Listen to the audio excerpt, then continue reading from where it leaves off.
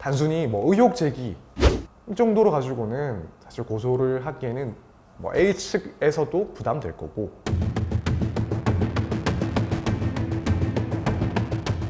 안녕하세요. 로이어랜드의 서정빈 변호사입니다. 뭐 수사에 이런 점들이 미진한 것 같다라는 게 주가 되는 사람들도 있을 거예요. 이런 것도 수사해야 되지 않느냐, 저런 것도 써야 되지 않느냐, 좀 이상하다, 말이 조금 안 맞지 않느냐. 사실 그 정도 가지고는 제가 변호사라면 이걸 뭐 명예훼손이다라고 해서 고소를 생각하지는 않을 것 같아요. 그런데 뭐 이런 내용들이 지나치게 많이 반복되고 있는 사람이나 혹은 그걸 넘어서 뭐 수사는 모두 거짓이고 A씨가 범인이 맞다. 사실 뭐 CCTV 같은 것들도 실제 사실이 뭐 실제 그 상관이 없는 CCTV들도 막 돌아다녔단 말이에요. 근데 그걸 근거로 들면서 이거 보면 얘가 분명히 범인이다, 이런 식으로 악플을 달았다라고 한다면 그거는 아마 고소 대상으로 고려를 할 것 같아요.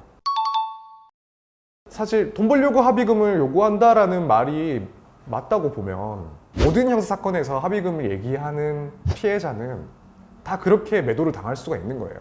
뭐 아무리 그 댓글 쓴 사람 한 명이 뭐 사과를 하고 사죄를 한다고 해서 그 피해가 다시 원상 복구가 되지는 않을 거란 말이에요. 그러면 어쩔 수 없이 그 피해를 대체해서 회복할 수 있는 방법은 결국에는 금전적인 부분밖에 없어요.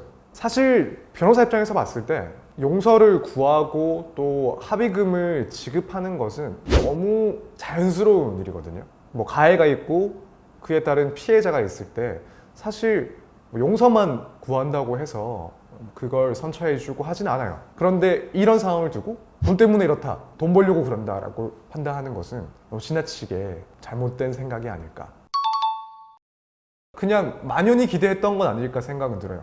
어쨌든 선처해준다는 얘기가 나왔으니까 내가 보내면 용서만 구하면 되겠지? 그냥 그렇게 기대를 했던 거지, 합의금 얘기가 나올 수 있다는 걸 아예 나는 법을 몰라서 몰랐다 라는 건 솔직히 저도 좀 이해가 잘 안 가는 부분이긴 해요.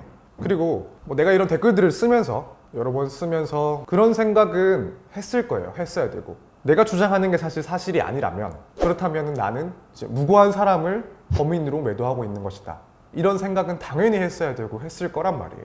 그러면 자기가 잘못하고 있을 수도 있다는 생각은 하고 있는데 이후에 내가 용서를 구하면서 합의금까지 낼 줄은 몰랐다?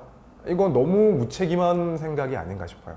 변호사 입장에서 봤을 때는 이런 합의금을 요구하는 것 자체가 뭐 그 자체로 문제가 되기는 어렵고, 또 사실은 일반적인 일이라고 보시면 될 것 같고요. 악성 댓글들이 결국에는 내가 예상치 못한 책임, 그런 상황에까지도 처해질 수 있다는 점을 한번 생각해 보셨으면 합니다. 지금까지 로이어랜드의 서정민 변호사였습니다.